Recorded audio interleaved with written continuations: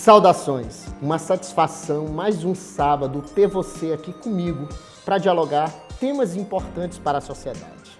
A temática de hoje, importantíssima, relações de consumo e a lei do superendividamento. Para conversar comigo, eu trouxe a minha amiga e competente advogada, especialista na área, o Irajane Barros. Rapidinho, depois da vinheta.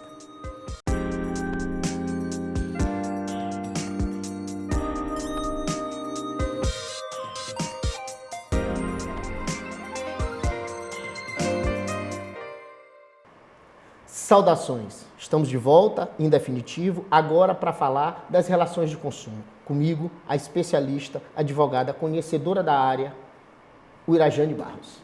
É uma satisfação ter você aqui, Irajane. Muito obrigada, a satisfação é minha. É uma alegria estar aqui e falar do direito do consumidor, levar essa informação para o consumidor acerca dos seus direitos. Pronto. É fundamental que aí eu já gostaria de pedir que a Irajane me falasse, me configurasse, me exemplificasse como é que se dá essa relação. Por exemplo, o que seria a relação de consumo? Fala pra gente sutilmente, configura para o nosso consumidor o que seria. Porque eu percebo que algumas vezes a gente tem uma confusão em algumas relações que a gente acha que é relação de consumo e às vezes não é. Vou dar um exemplo. Eu quero comprar um imóvel de uma segunda pessoa, eu estou comprando o imóvel de João. Seria isso uma relação de consumo? Não sendo, eu queria que você explicasse para a gente e nos configure e exemplifique para nós o que seria, primeiramente, a relação de consumo. Fique à vontade. Pois bem, a relação de consumo é aquela relação estabelecida entre o fornecedor e o consumidor, o consumidor que adquire um bem como destinatário final, ou seja, para uso próprio. Então, aquela relação de compra e venda, uma negociação feita entre o fabricante e o comerciante, ela não se configura uma relação de consumo, porque o comerciante não é o destinatário final. Consumidor final. Então, essa coisa do consumidor final é aquela coisa do sujeito que vai à loja, compra uma camisa, compra um aparelho telefônico, compra um televisor, essa é a ideia. Então, a loja que compra uma série de produtos para revender não estaria, então, inserido nessa relação de consumo, não é isso? Não, porque a loja não é o destinatário final, ela não vai usar esse bem, ela vai revender. Perfeito. E nessas relações privadas, por exemplo, eu compro de Beltrano uma camisa que ele usou, ele comprou uma camisa, por exemplo, eu ganhei uma camisa do time de futebol querido, do nosso time de futebol, e eu digo, pô, me vende essa camisa. E aí ele diz, tá bom, eu te vendo, R$100 e tal, eu comprando. Seria aí uma relação de consumo? Não, aí é uma relação privada, regida pelo Código Civil. Pronto, então não há interferência, né? Não. Beleza. Então as relações de consumo, para que a gente entenda, para que fique claro, elas estão dispostas na Constituição Federal e estão dispostas também do Código de Defesa do Consumidor, né? Ele é que vai configurar essas figuras, né? Consumidor, produtor, é que vai dar essa lógica. Então eu queria para você, para que a gente pudesse explicar para o nosso telespectador, Irajane, fala para a gente quais seriam os direitos do consumidor. A gente já entendeu quem seria o consumidor, agora eu queria que você nos explicasse quais são os direitos que esse consumidor possui. Bem, são vários os direitos. Eles estão previstos no artigo 6º do Código de Defesa do Consumidor, mas um rol é apenas exemplificativo. O consumidor possui outros direitos que não estão nesse rol, inclusive direitos que estão previstos nos pactos internacionais. Mas os previstos no artigo 6º, eu vou fazer um breve resumo, porque são vários, mas os principais são o direito à vida, à saúde, à segurança. Nas relações de consumo, o consumidor tem essa garantia de que aquele produto que ele vai comprar, que ele vai usar, não vai lhe causar nenhum dano, nenhum prejuízo à sua saúde. O consumidor também tem o direito à facilitação da defesa em juízo, com a inversão do ônus da prova. O acesso à justiça, ele tem uma proteção também contra as práticas abusivas praticadas pelos fornecedores, contra as cláusulas abusivas, muito presente nas relações contratuais, em que são impostas cláusulas extremamente onerosas. Dá um exemplo para a gente de cláusulas abusivas da tua experiência. Fala para nós. A venda casada. Pronto.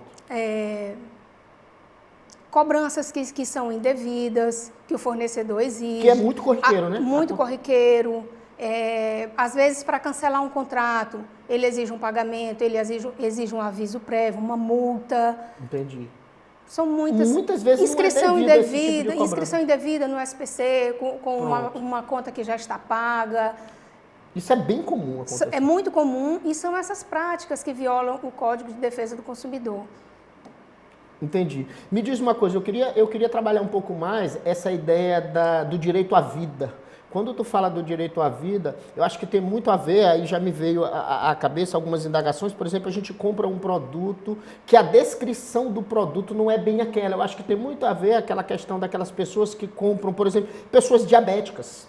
Sim. Que vão comprar um produto e às vezes querem produtos que não têm açúcar, por exemplo, né? Naquela descrição básica. E aí não está lá, por isso a questão do rótulo, né? Da rotulação como direito do consumidor. Eu acho que tem, de uma certa forma, uma relação com isso, né? Com certeza.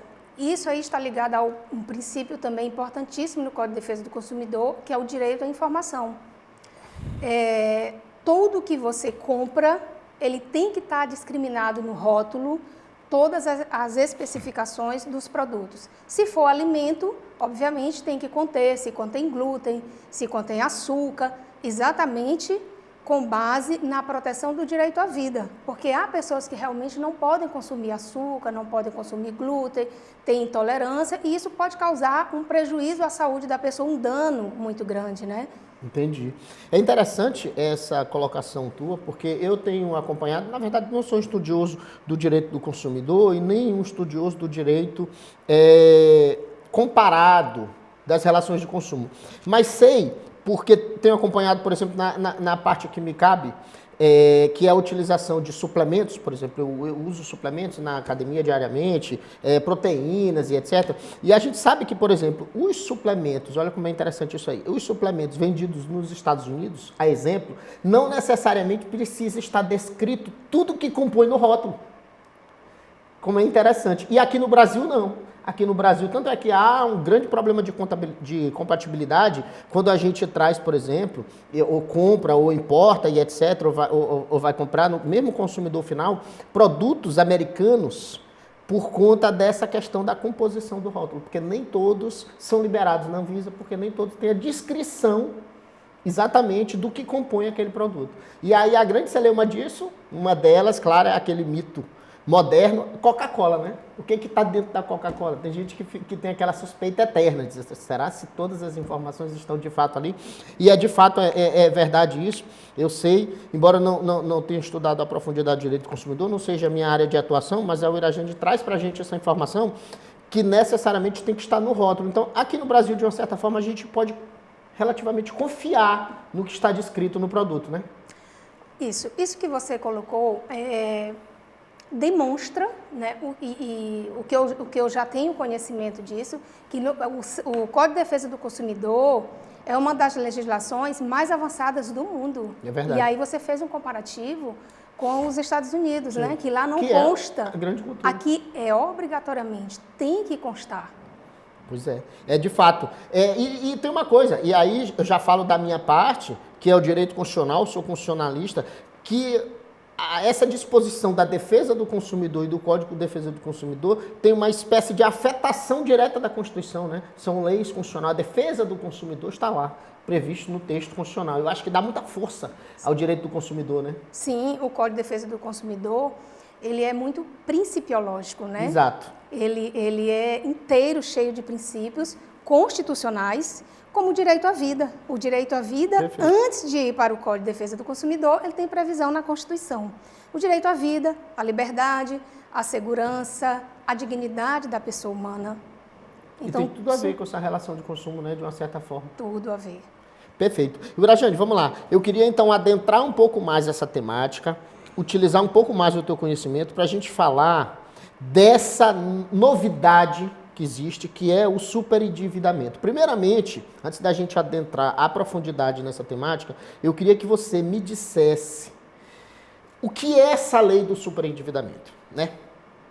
Quem é o superendividado? O que é essa lei do superendividamento? Fica à vontade. Bem, a lei do superendividamento é a lei 14.181 de 2021. É uma lei extraordinária, foi publicada em data muito recente, em 2 de julho de 2021, e esta lei, ela trata da prevenção e do tratamento do superendividado no Brasil. O superendividado é aquele que compra, que adquire bens de consumo de boa fé e se encontra manifestamente impossibilitado de pagar todas as suas compras, as suas dívidas. Ele chegou em um nível de um descontrole financeiro, que ele não pode mais honrar com suas dívidas. Pronto. Interessante você trazer essa discussão, primeiramente por se tratar de uma novidade legislativa. É uma discussão absolutamente nova, essa lei do superendividamento. Eu percebo que tem muita gente, Wirajane, interpretando essa lei de uma forma diferente, né? Sempre leva a coisa para a política e acha que não, isso é muito ruim. Quer dizer, vendo as consequências. Claro que é um momento básico, é um momento de adaptação da própria lei, que a gente ainda vai começar a se aperceber das consequências positivas ou negativas da lei. Eu queria, então, que você adentrasse um pouco mais nessa discussão da lei do superendividamento. Já vou puxar uma âncora com relação ao que você nos trouxe. Fale para nós, então, o que seria a boa-fé nessa relação. E a boa-fé e uma outra expressão que eu sempre ouço você falar quando a gente conversa sobre superendividamento, que é o mínimo existencial. Fala para mim. A boa-fé é aquele consumidor que ele fez suas compras de boa fé. Ele não fez aquelas compras com o intuito de não pagar o credor, mas por motivos alheios à sua vontade, como, por exemplo, morte de um arrimo de família, de um provedor, né, de alguém que tinha a renda principal daquela família, pelo falecimento dessa pessoa, ele não pôde mais pagar suas contas. Desemprego, se houve uma diminuição na renda, aconteceram fatos de que o consumidor ficou impedido, né, impossibilitado de pagar suas contas. Mas ele não fez aquelas compras, aqueles bens de consumo, ele não comprou de boa fé, com o intuito de lesar o credor ou de não pagar o credor. Bem, o mínimo existencial é aquele mínimo necessário para a sobrevivência. Então, quando ele não consegue mais pagar suas contas e aquilo compromete o mínimo existencial, a sua sobrevivência, a sua subsistência, isso fica configurado um superendividamento. Entendi. Essa discussão, Wirajane, ela é bem interessante, bem específica e a gente precisa adentrar ainda um pouco mais na prática, para que a gente entenda, porque eu imagino que uma das reclamações com relação à lei é exatamente essa, de não entender a profundidade da lógica, e eu já ouvi você me falar bastante sobre essa lei, e comecei a perceber de uma forma diferente, mas tenho visto que há algumas expressões, alguns entendimentos sobre essa coisa da boa-fé e da má-fé. Eu acho que o grande detalhe está aí.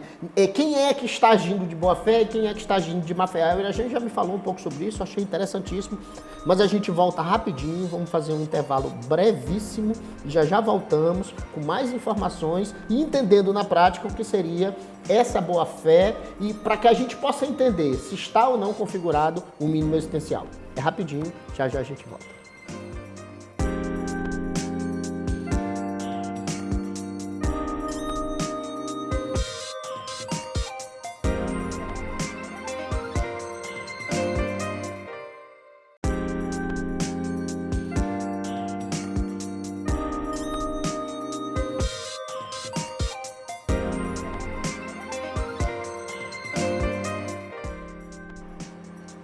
Saudações! Estamos de volta aqui para falar desse tema interessantíssimo com ela que de fato conhece a temática. Wirajane, eu queria que você já entrasse nos esclarecendo aquela dúvida do bloco anterior, que é sobre a configuração. Eu percebo que há uma parte de pessoas que estão analisando, estão falando, começando a falar sobre essa lei e começam a dizer que a má-fé vai predominar.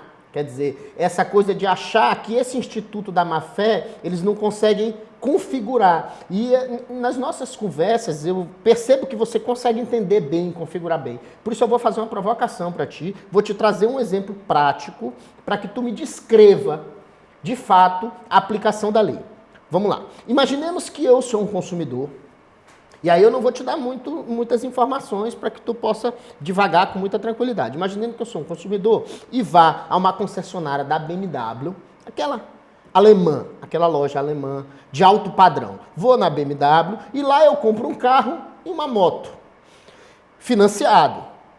E também vou a uma daquelas grandes lojas de imóveis e vou e parcelo toda a reforma, todos os móveis da minha casa, divido em tantas vezes e ainda assim também acabo, por algum motivo, acabo fazendo parcelamento de outras dívidas, como supermercado, cartões, contas de energia, telefonia e etc. De repente, eu me apercebo, embora com dúvida ainda, e aí eu fico pensando, pô, não estou conseguindo pagar essas contas, não consigo mais, quer dizer, tem um número tão grande de contas e eu não consigo mais suprir essas contas. Estaria eu enquadrado na situação de superendividado? Sou endividado, sou um superendividado? Te procurando, como é que você analisaria um caso mais ou menos nessa hipótese? Fica à vontade. Bem, Só para que a gente possa entender, Irajane, para você consumidor, veja que é um caso hipotético, eu não estou dando todas as informações, só para ela nos configurar o que seria o mínimo assistencial e a boa-fé, né? Um exemplo prático de como é que a gente aplicaria isso. Fica à vontade. bem, eu iria analisar com muita sensibilidade e muito cuidado, né? Os artigos de luxo, eles estão, as compras oriundas de artigos de luxo, de alto valor, eles estão excluídos. Teoricamente, a BMW, né? É, isso, da lei do superendividamento, né? Mas a gente tem que analisar o caso em concreto. No momento que ele comprou, o consumidor, né, como foi um exemplo hipotético, a renda dele era compatível com tudo isso, com essas compras? O que ocorreu para que ele agora se encontrasse superendividado? Foi a perda de um emprego? Foi a diminuição de uma renda? Foi, enfim, um caso grave de saúde na família? Sim. Foi um provedor da família que faleceu e ele não pôde mais honrar com seus compromissos? É uma série de coisas que você tem que avaliar e não somente excluir, porque tem um artigo de luxo envolvido, né, no meio dessas dívidas. Seja, né, um artigo de luxo. Exatamente. Né? E ainda tem mais outra questão. Qual foi a causa do superendividamento? Né?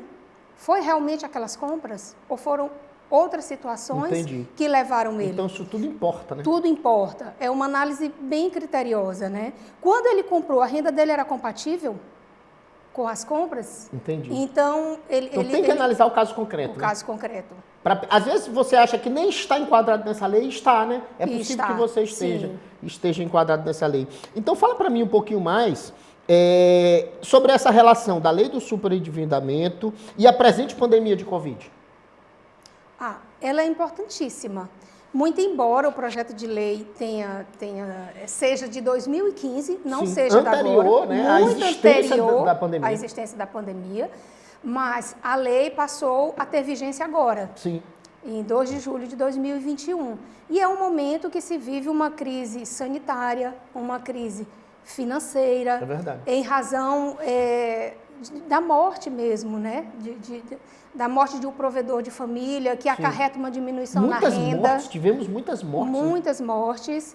E isso vai ter uma repercussão direta com o superendividamento. Econômica, né? Uma repercussão econômica gravíssima. Que as pessoas ainda não se atentaram muito para isso, né? Seja no custo, né? No custo médico, seja na perda do familiar, em tantas formas diferentes. O lado emocional, né? O lado emocional é fundamental. Quer dizer, isso também é importante para analisar esse caso do superendividamento, porque a pessoa não consegue trabalhar mais, né? Não consegue trabalhar e nós sabemos que o superendividamento, ele é um problema não só jurídico, ele é social, né? Perfeito. Além dos problemas emocionais, psicológicos, há casos de suicídios. Então vamos lá, eu vou já adentrar uma outra pergunta que eu já vi você falando sobre isso e achei interessantíssimo, eu acho que o público merece, tem direito de saber. Fala para mim no teu entender, a importância dessa lei do superendividamento? Diante dessa situação que tu fala do Covid, daquilo outro, qual é a importância, assim, quando tu fala dessa relação de uma lei social, da importância daquele momento, eu me lembro bem você falando disso, eu queria que você falasse isso para o nosso telespectador. Bem, eu acho extraordinária, né? Porque essa lei, ela tem o objetivo não só de tratar o superendividado, que já chegou numa situação dessa de superendividamento, de desespero, né? Sim. Mas ela tem também o objetivo de prevenir, por meio de educação, de campanhas, de evitar práticas abusivas, cláusulas abusivas. Foram inseridas novas cláusulas, né? Eu ia te fazer essa informação, já vou emendar logo então, para tu me falar sobre isso. Fala sobre os novos princípios, novos incisos com relação ao artigo 6º da lei do superendividamento. Primeiro é a proteção, relação, né, sim, social. primeiro é a garantia do mínimo existencial, Sim. né, que ele não pode, a pessoa não pode ficar devendo ao ponto de não poder mais se manter. Subsistência, né? A sua subsistência. E da sua família, né? E da sua família. Então, o artigo 6º foi incluído como direito do consumidor, foi acrescentado no Código de Defesa do Consumidor, a garantia do mínimo existencial, Sim. a proteção do superendividamento, e não foi no artigo 6º, mas lá no rol das práticas abusivas, em que o fornecedor agora ele é proibido de assediar o consumidor. Pronto. Explica pra gente o que é isso. O assédio são aquelas ofertas em que ele diz, olha, essa oferta aqui só vale até hoje. Você tem que comprar hoje, porque senão ela encerra aqui mesmo. Aí o cara se desespera. Se desespera e às vezes está precisando realmente e compra ali para pegar aquela promoção. Entendi. Agora não. Há uma responsabilidade com relação a isso? Isso, é o princípio do crédito responsável, trazido pela lei do superendividamento.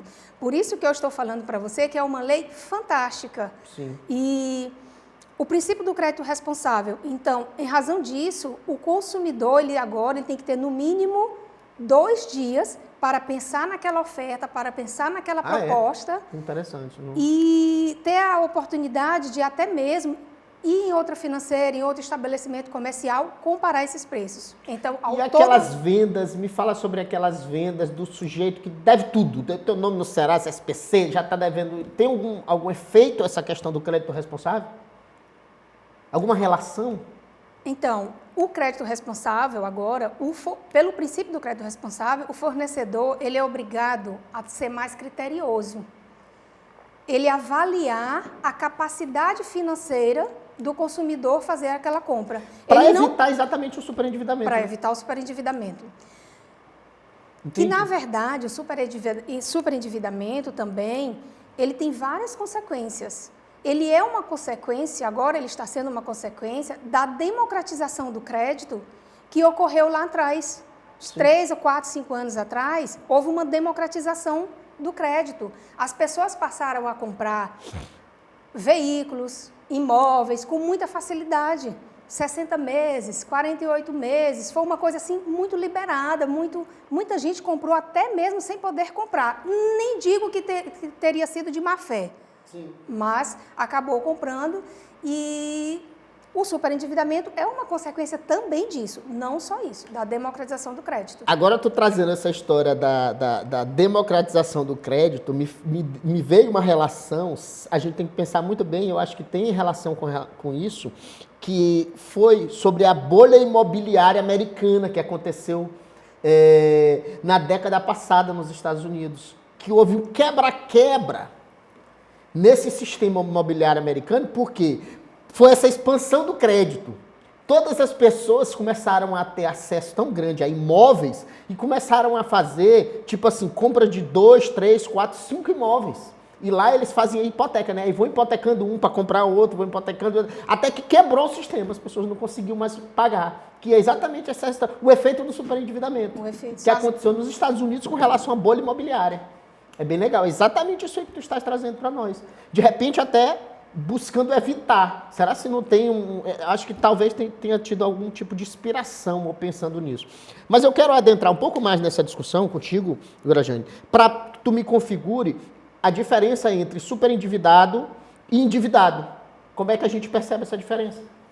Bem, O endividado somos praticamente todos nós. O endividado Quem deve é endividado, né? é aquele que compra parcelado. É interessante que o que compra parcelado já é um endividado. E o super endividado é aquele que compra, mas não consegue pagar. Então, muito interessante essa discussão. Ainda teria, assim, mais meia hora para a gente falar sobre isso e não faltaria assunto, sem problema nenhum. Infelizmente, o nosso tempo é exíguo. Eu queria lhe dar aí 15 segundos para você se despedir do nosso público, porque, infelizmente, o nosso tempo está findando-se. Fica à vontade, se despeça do nosso público. Eu acho que todos nós estamos de parabéns com a lei do superendividamento. Os objetivos da lei são importantíssimos, que é prevenir e tratar o superendividado, é reinseri-lo no mercado de consumo, assegurando um mínimo existencial, aquele mínimo, né, a sua sobrevivência, e resguardando a dignidade da pessoa humana. Pronto. Muito obrigado. Agradeço demais a presença da Uirajane aqui. Eu quero chamar a atenção para você, se você quiser entrar em contato com o programa, quiser sugerir algumas temáticas, entre lá no Instagram, Programa Saudações. E você pode também assistir esse e outros programas no YouTube do programa Saudações com Ted Anderson. Foi uma satisfação ter você aqui, Uirajane. Uma felicidade. Muito obrigado. Agradeço demais. E por hoje, por agora, dou por justo e encerrado. Saudações. Nós estamos ali agora. Corta o áudio e a gente dá tchau.